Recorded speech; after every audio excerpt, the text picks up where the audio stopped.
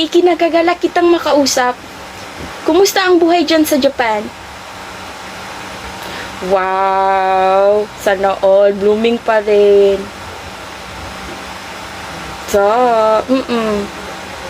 Ay, ako? Okay lang. Kahit anumang sakunang dumating sa buhay ko, eto, bumabangon pa rin hanggang sa makakaya pa. Oo, ikaw pa. Kailan kaya ako makakapunta dyan sa Japan, no? Invite mo naman ako, girl. Antay ka. Ay.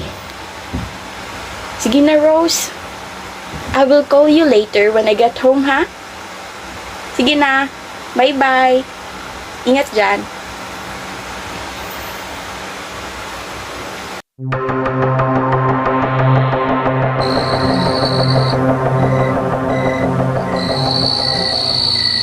Sa bawat hakbang na aking lalakarin, may mga yapak akong naririnig. Mga yapak na unting lumalakas kapag binilisan ko ang paglalakad.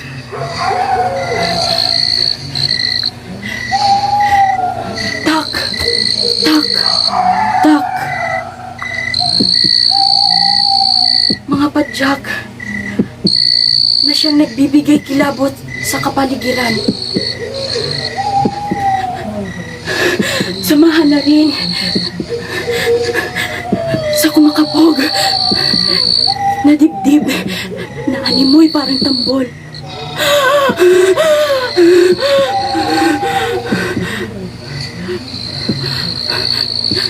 Tila ako'y napaparaning sa mga guni-guning aking naiisip.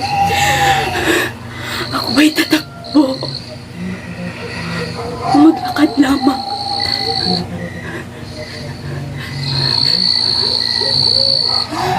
Hanggang sa napadpad ako sa isang hindi mataong lugar.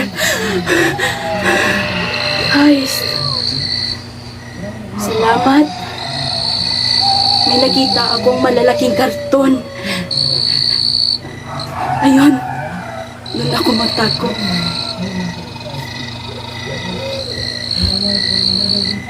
Pilit kong tumahan. Kahit nanginginig na ang katawan ko.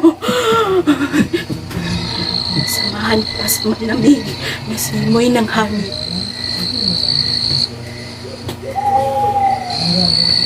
Nasaan ka? Nasaan ka? Boses na siyang umalingaw-ngaw sa kapaligiran. Nasaan ka? Nasaan ka? Mahanap pa rin kita kahit saan ka magtago. Kahit saan ka magtago. Hindi ko na malayan. May mga luhang pumapatago sa aking mga mata. Gustuhin ko mang sumigaw ng tulong. Ngunit, iniisa walang makakarinig sa akin. Napaisip na lang ako. Ba't sa dinabi-dami? Bakit ako pa? Ano nga ba ang nagawa ko? Ano kaya ang pakay ng taong ito?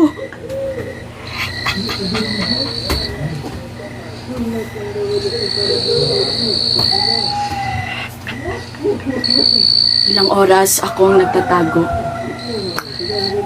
sa madilim na lugar.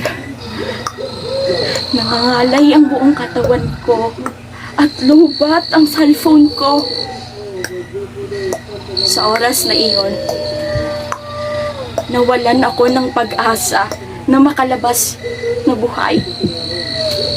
Ngunit, pilit kong nilabanan ang takot at pagkadismaya.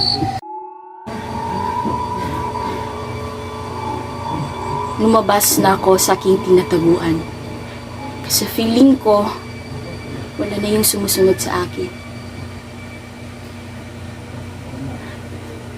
Subalit, naramdaman kong may tumusok sa aking giliran. At tiningnan ko ang kanyang kamay. Duguan ito. At may hawak kutsilyo.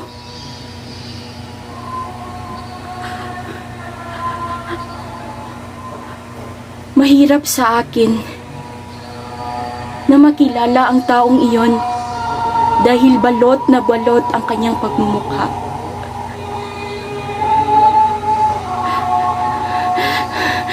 Nilabanan ko siya. Sinipa ko ang kanyang pagkatao.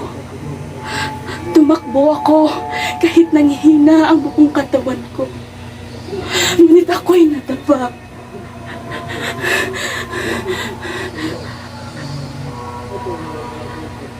Nang sa gayon, naabutan niya ako. Itinaas ang kanyang kamay na may hawak kutsilyo.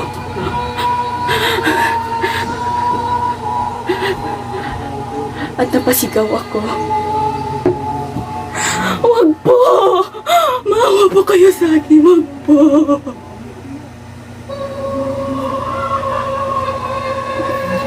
Yan ang namutawi sa aking bibig.